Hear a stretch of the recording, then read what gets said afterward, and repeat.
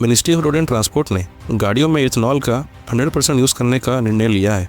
As of now petrol में 20% ethanol की blending होती है।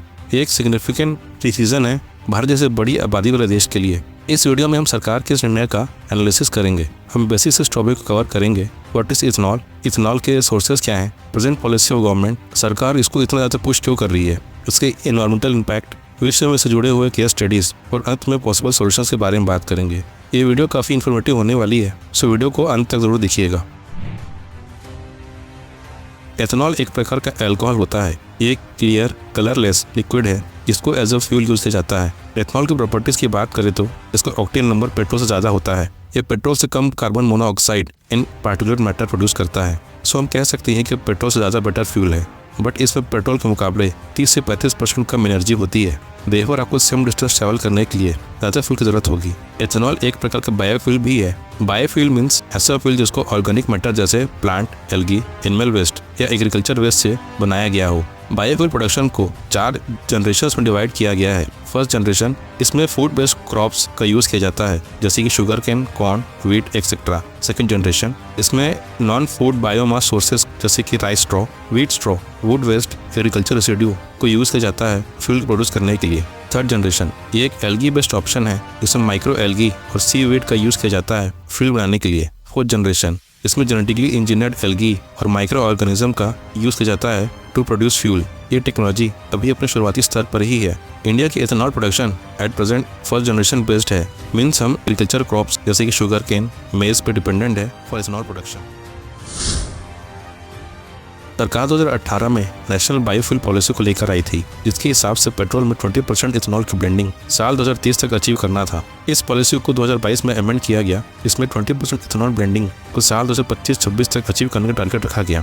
इस पॉलिसी में second generation ethanol production technology पर काम करने की बात भी लिखी गई है। अकॉर्डिंग टू द डॉक्यूमेंट, साल 2017-18 में Bharat total petroleum products consumption का 17.9% डोमेस्टिकली प्रोड्यूस किया गया और बाकी की डिमांड को इम्पोर्ट से पूरा किया गया था।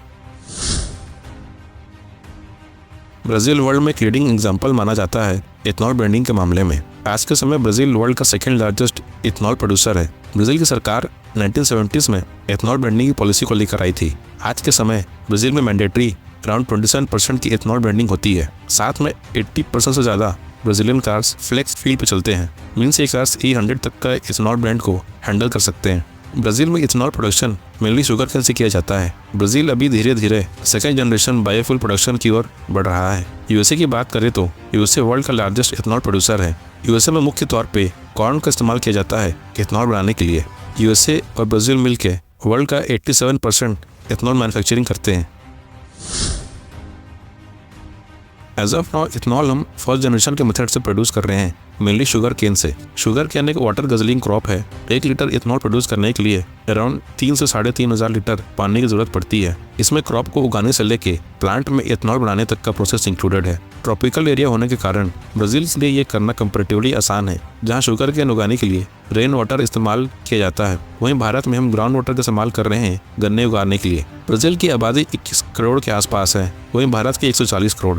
लैंड एरिया में भी ब्राज़ील भारत से 2.5 गुना से ज़्यादा बड़ा है। हमारे पास water as well as land resources Brazil से कम है। हमारी एनर्जी रिक्वायरमेंट्स भी ब्राज़ील से बहुत ज़्यादा है। पानी के साथ साथ चेंज इन लैंड यूज़ भी एक बहुत बड़ा कंसर्न है। एग्रीकल्चर लैंड अगर फील्ड बनाने में यूज़ होगा तो देश के फूड सिक्योरिटी पे भी एक सवाल पैदा होता है। ऊपर से इथेनॉल प्रोडक्शन अपने आप में क्लीन प्रोसेस नहीं है। इथेनॉल प्रोडक्शन में विनियास नाम का एक वेस्ट निकलता है जो एक हाईली एसिडिक इन नेचर होता है। It can cause serious environmental as well as health issues. Auto industry को भी अपने इंजन के डिज़ाइन में चेंजेस करने पड़ेंगे। साथ में जो गाड़ियाँ ऑलरेडी रोड पर हैं, जो E5, E10, E20 कंपैटिबल हैं, उनका क्या होगा? क्योंकि इथेनॉल वाटर एब्जॉर्ब करता है और वह पेट्रोल से ज़्यादा कोरोसिव नेचर होता है। नॉन इथेनॉल कंप्लायंट गाड़ियों में ethanol blended fuel serious damage कर सकता है। एक सीरियस पॉलिसी लेवल कंसर्न है। भविष्य में भारत की एनर्जी डिमांड्स और बढ़ेंगे। इंपोर्ट डिपेंडेंस कम करने के लिए न सिर्फ एथेनॉल प्रोडक्शन बल्कि सस्टेनेबल एथेनॉल प्रोडक्शन पर ध्यान देना होगा। Water conservation, food security and environmental issues को सही से एड्रेस करना होगा। इसके लिए भारत को second and third generation ethanol production technology पर इन्वेस्ट करना चाहिए, जिसमें एग्रीकल्चर वेस्ट से फ्यूल बनाया जा सके। साथ में एल्गी बेस्ड फ्यूल प्रोडक्शन पर भी फोकस करना होगा, जिससे change in land and water use का प्रॉब्लम भी सॉल्व हो जाएगा। इथेनॉल पॉलिसी को along with EV policy implement करना चाहिए। डाइवर्सिफिकेशन से हम इंडिया की एनर्जी सिक्योरिटी को और स्ट्रेंथन कर पाएंगे। इथेनॉल में पोटेंशियल है बट इसको सही से इम्प्लीमेंट करना जरूरी है, जिससे हम अपने आने वाले कल को और बेहतर बना सकें।